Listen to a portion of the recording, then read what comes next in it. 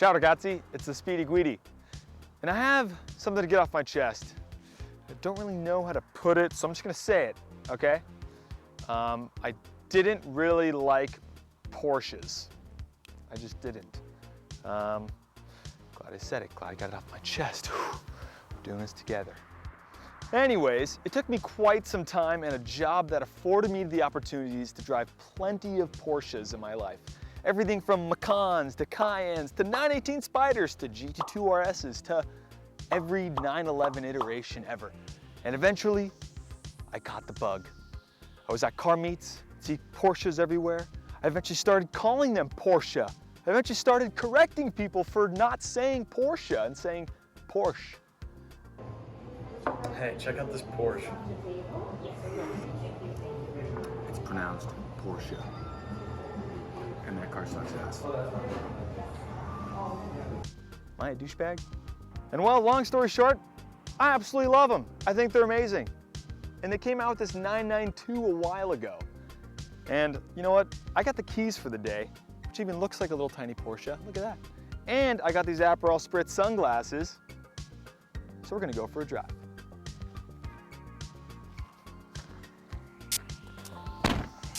Bye.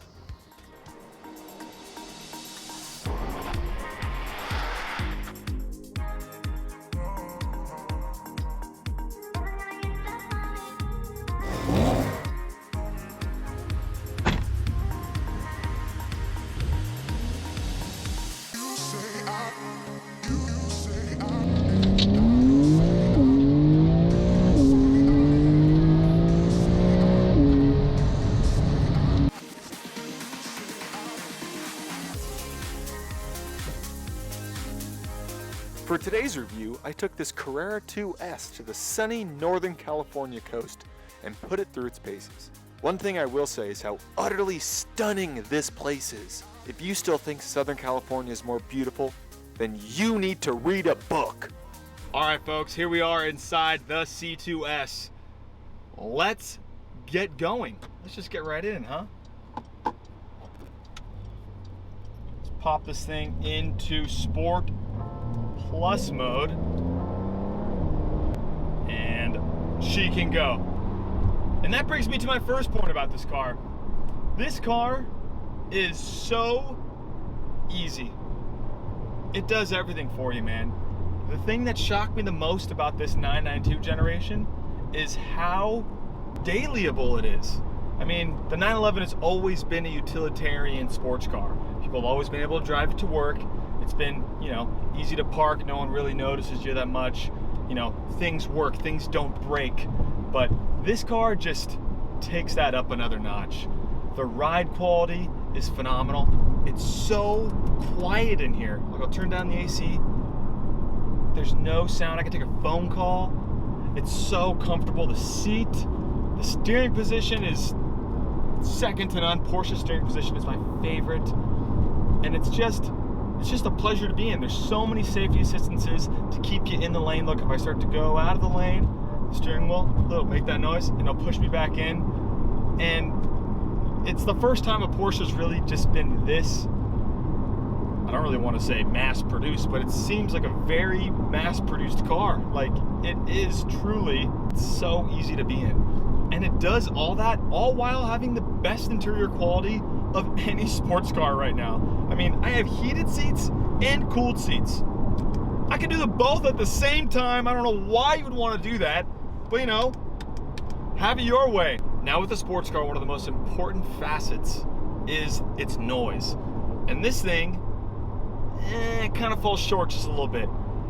It's because it's powered by a twin turbocharged 3-liter engine making 443 horsepower and 390 pound-feet of torque. But the noise, it's just not there compared to, listen to this. It's good. It's a good noise. It just sounds a little synthetic. I don't know what that is. It just doesn't have that fruitiness that the old 911s used to have. Like the 991 is just, that engine's a little deep and more guttural. This is a little more like monotone, like It doesn't really crescendo the way I want it to. But This thing has what the 991 doesn't, and that is just pure pace. There's no denying that the new generation is faster, but it is also larger, weighing in at a chunky 3,500 pounds. Non-enthusiasts may think that all Porsches look the same, and you know what? They might be right. Let's go over how it looks. I wanted to stop right there and talk a little bit about design, because this car is under a lot of fire right now. Hang on, it's really sunny. I'm gonna put on my sunglasses. They're much better. This is an 8th generation 911. First one came out in the 60s, and for the most part, the shape has not changed at all. I mean, the engine's been in the back, and it's always had that little slopey, you know, curvaceous look. And you know what, being an Italian, we're used to mwah. And this is not that. In fact, a lot of people criticize this car for being lazy or, you know, scared to innovate. Do I agree with them? I don't know. The car performs so well and it does everything so perfectly that I can't really fault them. But yeah, I'd like to see something looking a little different, but I don't know. What do you guys think? Talk about it in the comments below, please. Well, what are some of the differences between this and the 991? Well, it's a bigger car. What do you expect? The front is 1.5 inches bigger and the rear is 1.8 inches bigger. All 992s are wide bodies. Back in the day, only the 4s had bigger rear arches. All of them have wide bodies nowadays, so they all look really, really good. But you know what? Let's go through some of the options of this car, because the Germans are known for having a ridiculous set of options that will bring this starting price of $117,000 up very, very quickly. The sticker price of this car is $136,000 US dollars. So that's already a little less than 20 grand over. Let's see what kind of options this thing has, shall we? All right, starting first with GT Silver Metallic. This is the classic color for a Porsche. You gotta get it if you're not gonna get a PTS. I just love the silver. It's like racing red for Ferrari, you know? That is $830. Let's see, what else? Wheels painted in satin platinum, whatever that is. That doesn't really look like platinum to me. That's $1,290. The multi-function GT sports steering wheel, which I love so much, $330. What's the option not to have that? You just don't get a steering wheel? The front axle lift system, that is $2,770. This car doesn't really need it, but I understand why. The owners of this car drive around in San Francisco. You need a lift for San Francisco or you'll just scrape the hell out of it. Get ready to shell that out. Let's see, electric slide tilt sunroof in glass. That's an option I could probably leave. That makes a higher center of gravity. Not really necessary. That's $2,000. Lane changing assist, $1,060. That helps you, correct if you're texting and driving. Maybe that's necessary, I don't know. Power sports seats, 14-way. That, you want to take a guess? Take a guess. Take a guess. I'm waiting. While I'm waiting, like and subscribe.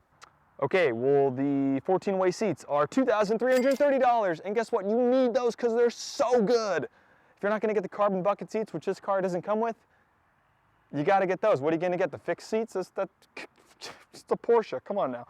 Okay, now onto the sport package. That is a whopping $5,460, but you get the Sport Chrono package. You get the Sport exhaust system with tailpipes in silver, and you get the PASM Sport suspension, which is lowered by 10 millimeters. That is so necessary. PASM is key, everybody.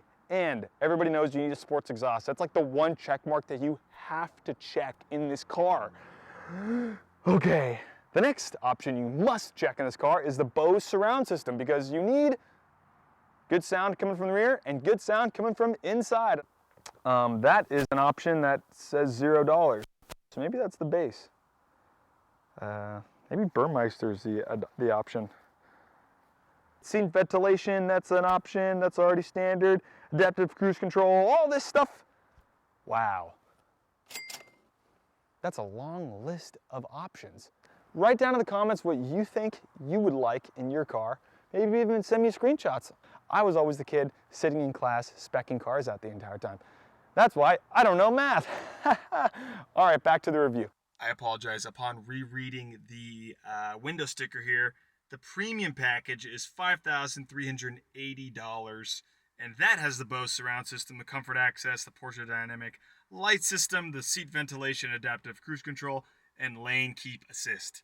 So all those are options and add up to $5,380. They're not for free. And I guess what I'll talk about next is this phenomenal, I'll say that again, phenomenal 8-speed PDK. Porsche probably makes the best automatic transmission in the game. It's a dual clutch system and it's seamless. It's honestly seamless. I tell people all the time when they're getting into drive a Porsche, don't even put it in manual mode. I have it in manual mode right now. I'm an idiot. I'll take my own advice. And just let the car drive itself because it knows what gear it wants to be in much better than you. It is incredible. On a back road, just leave it in automatic and it'll do it all for you. And it allows you to really focus on what's important. That is driving, looking ahead, and just worrying about throttle inputs. That's it. I used to think Ferrari had the best dual clutch transmission until I started really driving Porsches and I was like, these are phenomenal. You know a good shift when you can't feel it. Look, shift up, nothing happens. There's no difference. And a downshift, nothing happens. Down, down, fourth, third. Look, nothing. We're at 55, shift down to second. Nothing. Oh my God. This should be happening. It's incredible. Here we are, inside the interior of the Porsche. And it looks beautiful, guys. The quality is second to none. It's so nice. Like I said earlier, it's like a production car. Everything is built with such care and every button is bespoke. I mean, the shifter, the little, like it's a bronze shaver. It feels nice. The automatic climate control, these little toggle switches feel amazing. I love the toggle switches where the exhaust and traction control are and the front nose lift. I just love those. It looks amazing. The seating position is the best. Porsche has the best seating position. You just sit down low. You have a nice circle steering wheel. I like to put my fingers right here, 9 and 3, thumbs right here. It just feels good. You got great visibility. And then we get to the part that's not so great. You have this 11-inch touchscreen right here. And I have a really good buddy who I call the Porsche guru. He taught me everything I know about Porsche. And I was talking to him about the 992 and he said, Lorenzo, there's one thing I really hate about this car, and it is the center screen, because if you look at it from the center, it's not centered. It's scoot over about an inch. And he's like, if you have OCD, it'll kill you. Not saying that's something I care about, but something that a major Porsche guy is saying, I don't know, maybe something to think about. The screen is ridiculous. Everything looks great. Now, the function of it isn't so great because, for instance, I'm driving along and my screen is on media.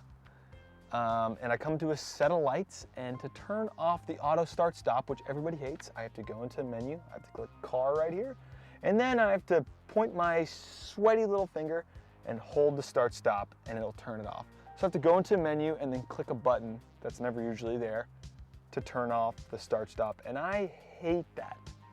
I just want a button. Just give me a button. Bang, done. I don't need to think about it. Likewise, to raise or lower the spoiler, I need to hold this button on the screen. And just hold it. Sometimes I don't know how long, because there's no bing, there's no audible anything to tell me that it's up. I can't see from, I think it's up. I don't know. I hate that. Also, to get into the different drive modes, to set my individual, I like to think I'm pretty savvy with technology. I know how to get around a car and telephones and all that kind of stuff. I don't really know how to set an individual on this. I don't know. Besides that, connecting via CarPlay is probably really easy. I haven't connected my phone, but I suspect once it's connected, it's super easy. But being a first-time one-day driver, it's pretty difficult to get that just to get my phone connected. I can't just plug it in and have it work. I need to do CarPlay, and it's not great. The climate control system is amazing. You can, divert air wherever you want it. I just put it on auto and click it to 69 degrees because that's G, bro. You got navigation, which everyone loves because you can, I can have it look, it works great, but you know what works better? My iPhone, it works much better. And last but not least, the center dash. I was talking about how much I love this center tack. It's so amazing. Whoever allowed this to stay an analog tack needs a raise at Porsche. Seriously, way to go. It looks so good. The screens that are flanked on the side look nice, but by classic Porsche standards, I can't see any of them. I can only see anything above 100 miles an hour. I can kind of see the general vehicle, oil temperature and all that stuff. I cannot see how much gas I have. I cannot, and this other little one on the far left just says time and temp, outside temperature. It's just, I can't see because of the steering wheel. I know that's heritage and everything, but surely there's better design.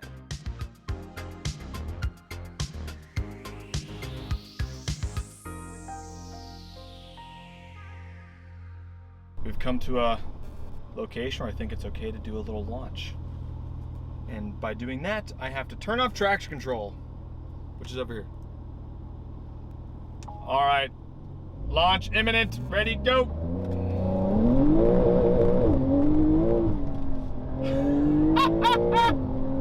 Got a little sideways there, but it gets going.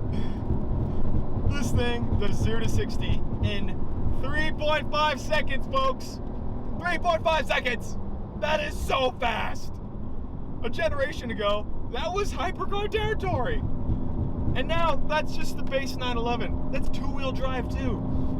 It's incredible. Oh.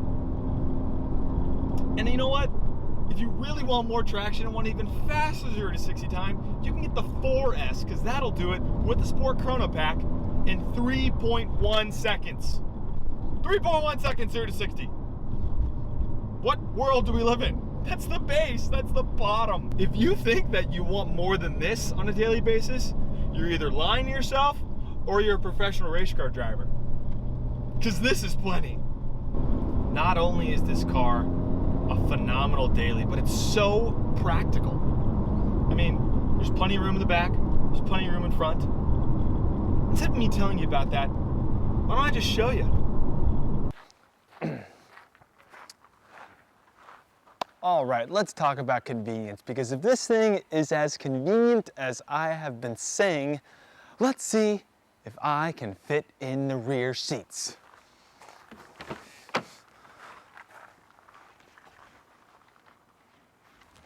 There seems to be a problem with this rear seat. It's not going forward, so I'm gonna just do it the old-fashioned way. Bear with me here.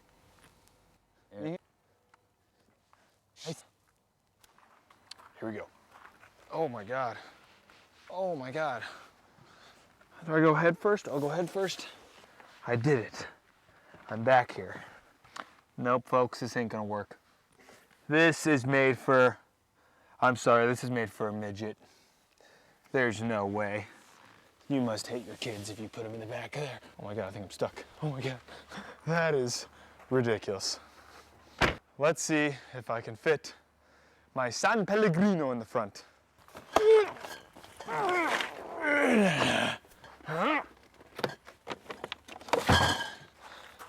Okay, the front fits 24 500 milliliter bottles. Meno male che questa macchina riesce a tenere la mia San Pellegrino, perché sennò mi incazzo. Before I go on, let's talk about some funny quirks and features about this car. Unlike most other cars, a 911's filler cap is up in front. So I just saved you from looking like an idiot at the gas station next time you drive your car for the first time. You can Venmo me for that one. With a Porsche, you don't get to show off your engine. You just have a little tiny flap right here. And that's basically it. If your 911 does, you're basically screwed. Until now, that's why I'm here.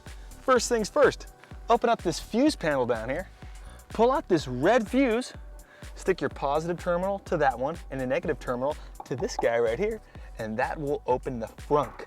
From there, you can jump your battery and off you go. And that's it for my quirks and features. And you know what's sitting here?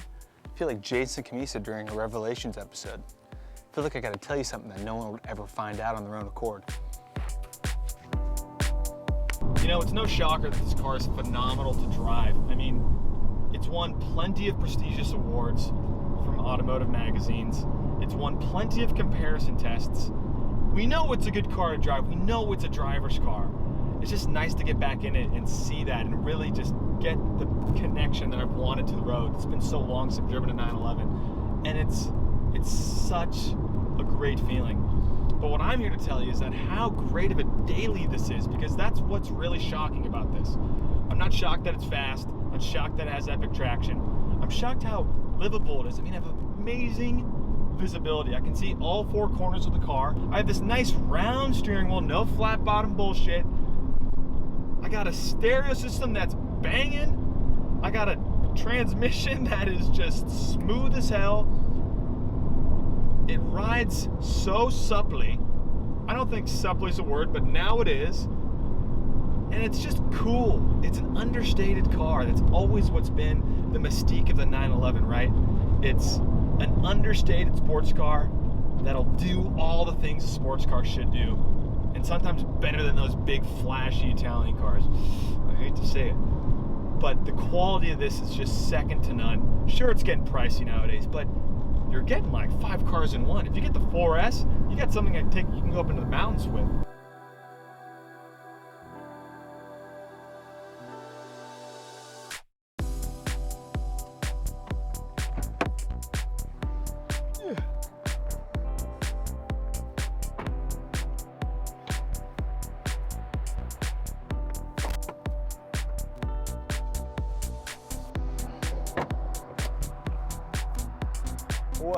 Well. What can I tell you? Ooh, that's a good sound, Pellegrino. Well, it's an absolutely enchanting car. It's a do-everything sports car, guys. It's fast, it's comfortable, it's spacious for those who are in the front, and it's an elegant-looking car, if you like to think so. I, for one, think the 2S is the way to go. I would love to try the 7-speed manual that comes with it, but the PDK is simply phenomenal. As an everyday car, I cannot think of a better sports car. Now I just need to get one. Well, guys, thanks for liking and sharing and subscribing. Stay speedy. Ciao, ciao.